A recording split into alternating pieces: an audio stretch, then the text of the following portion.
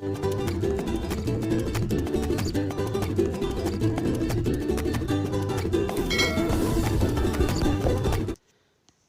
इस समय लॉकडाउन के दौरान सभी विद्यालय और शिक्षण संस्थाएं बंद हैं। तो ऐसे में हम लोग घर से ही अपनी स्टडी कर रहे हैं, पढ़ रहे हैं, ऑनलाइन से या फिर यूट्यूब से। तो काफ़ी लंबे समय तक कंप्यूटर स्क्रीन या मोबाइल स्क्रीन पर आंखें गड़ाए रहने से हमारे आंखों पर नकारात्मक असर पड़ता है। तो कुछ विशेष बातों का ध्यान रखना है। वीडियो को आप पूरा अंत तक देखें और आप बहुत ही आपके काम का ये वीडियो रहेगा।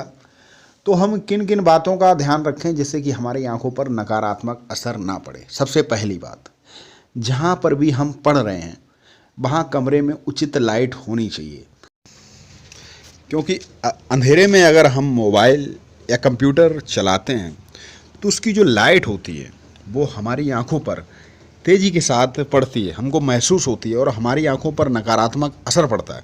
अगर हमारे आसपास लाइट या अगर कमरे में लाइट है तो उतना दुष्प्रभाव नहीं पड़ता है। तो कमरे में लाइट ज़रूर होनी चाहिए। अंधेरे में मोबाइल को बिल्कुल ना चलाएं। दूरी तो उचित होनी ही चाहिए और लंबे समय तक मोबाइल या कंप्यूटर स्क्रीन पर नज़रें ना गड़ाए रखें, बीच बीच में ब्रेक लेते रहें। अब चलिए देखते हैं कि हम अपने मोबाइल में क्या सेटिंग कर सकते हैं। तो सबसे पहले हम सेटिंग में जाएंगे और सेटिंग में जाने के बाद जो हमारा जो मोबाइल है डिस्प्ले एवं ब्राइटनेस, तो जो डिस्प्ले और ब्राइटनेस इसको हम क्लिक करेंगे। उसके बाद जाने के बाद हम ऑटो ब्राइटनेस लगाने से क्या होगा कि जिस हिसाब से लाइट होगी उसी हिसाब से हमारे मोबाइल की भी लाइट घटती या बढ़ती रहेगी। अगर हम ऑटो पे नहीं लगाते तो हम जैसा चाहें वैसा कर सकते हैं। वैसे ना लगाने में भी ही अच्छा रहेगा, आप अपने हिसाब से लाइट कम ज़्यादा कर सकते हैं। एक तो आपकी मोबाइल की बैटरी भी बचेगी, दूसरा आप अपने हिसाब से जितनी आपको लाइट ज़रूर है, क्योंकि ज़्यादा लाइट अच्छी बात नहीं है। दूसरी बात, मैनुअल में जाकर आई प्रोडक्शन जो सेटिंग होती है उसमें आप मैनुअल पर जाएं। उसके बाद मैनुअल पर लगाने के बाद कूल या वार्म कर सकते हैं।